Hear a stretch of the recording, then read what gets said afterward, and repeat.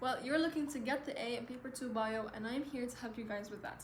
Hey everyone, I'm Rasha, I'm your AS Bio tutor, and in this video I'm going to provide tips for all of you guys, ranging from people who are going into the exam in just 2 days to everyone. Whenever you're starting your 11, you can be sure to get something useful from this video. Now let's go ahead and start with tip number 1. Tip number 1 has to do with practice, and trust me, you're going to need to do a whole lot of practice, but in general, coming prior to the exam in like a week or so, you need to make sure to focus your practice solely on the years closest to your exam time period. So let's say you're taking your exam this June 2025, then make sure to practice the ones that are the session right before you. So for example, October, November 2024, they have just been released, so make sure to practice those and get the answers off the internet.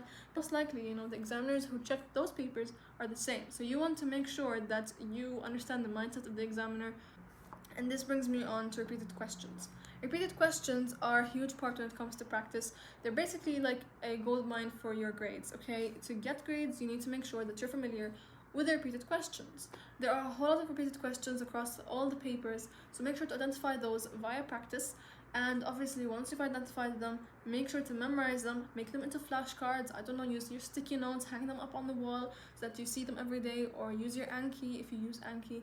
Use your Quizlets, okay, whatever you would like to use. Just make sure to practice those questions and to practice them at least like a week going in every day until like your exam time period. Now this brings me on to revision, which is, well, okay, this is tip number 2, revision. Now when it comes to reviewing, I feel like prior to the exam it's very, very overrated. I don't feel like you should go back and review the entire syllabus prior to the exam, because trust me, there's not much time, like especially like a week prior to the exam, like there's definitely no time for that. What I would suggest is to practice the papers, at least a paper each day, and identify the questions that you have the hardest time solving. So let's say questions from chapter 6 about DNA, mutations, that kind of thing. You feel like these are the hardest ones, so go back to that chapter and review it on its own. Or you find that maybe chapter 11 is the hardest one on you, so go back to that chapter, but don't go back to every single one. If you feel like you're getting general mistakes all across, then trust me, it's normal, and you have up to like maybe 10-11 mistakes to get the A on your paper, so you are in the safe zone if you're just getting mistakes generally all across the board, but obviously in low amounts. Now this brings me on to the next tip in revision. And going back to the chapters, I feel like again flashcards are the way to go. You should make flashcards for every chapter and go back to them instead of going back to the entire chapter. Now if let's say you have some time, so let's say you have 2 months, make sure to plan your time, weekly planning, monthly planning, whatever works best for you. Just make sure to plan your time in order to like review, going from the hardest to the easiest topics. And that's it for tip number 2. Let's move on to tip number 3 with the solving part. Okay, so you currently are practicing papers going from just like a week prior to the exam. You're practicing. You need to make sure that you're practicing effectively. Okay, not just any kind of practice is going to go here. We need to make sure that we get high tier practice. So to do that, we need to rely on the mark scheme. Okay, we need to understand how the examiner thinks. So the examiner has a bunch of letters that he writes next to the answers that he shows on the mark scheme. So there's ignored, there's rejected, and there's accepted. Now what you're aiming for is to get the correct answers, right? The ones that have no letters next to them. So, okay, to make sure that you get the grade that you want, what you're going to do is you're going to avoid accepted answers. So let's say you're checking your paper and you find that one of the answers that you listed was an accepted answer. Many students are just going to be like, okay, so I can just accept my answer so that I make sure to get the grade. No, don't do that, okay? Never ever accept your accepted answers, because you never know if this is going to be guaranteed. Examiners, the way of thinking changes over the years. They decide sometimes this answer is accepted and sometimes this answer is rejected. So to avoid falling into that trap, avoiding that 50-50 chance of maybe they accept my answer, maybe they don't, okay, let's just make sure to memorize the correct answers, the 100% correct answers, instead of just checking off our accepted answers. Okay, and this brings me on to the next tip, which has to do with time management. Now, time management is a very important one, whether it is in revision in general or in just going into the exam. How to solve within, the exam, the actual one where like you're sitting on like the desk and you have the actual exam in your hand. My advice to you in practicing and solving the paper is, instead of like, going through each question and filling out the pages to the brim, and then you basically continue solving, continue doing that, and then time runs out, 5 minutes are left, you still haven't finished the last 2 pages, and then the moderator takes the paper from your hand, and you end up being very, very sad.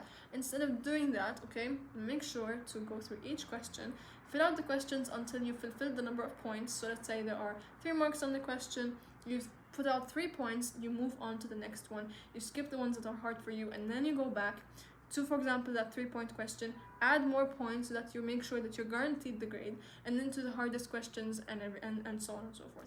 So that way basically you're making sure that you got all the points, okay, you got all the questions solved, so there's nothing empty for the examiner, but also you basically went back to each one and you had the pages filled out to the brim.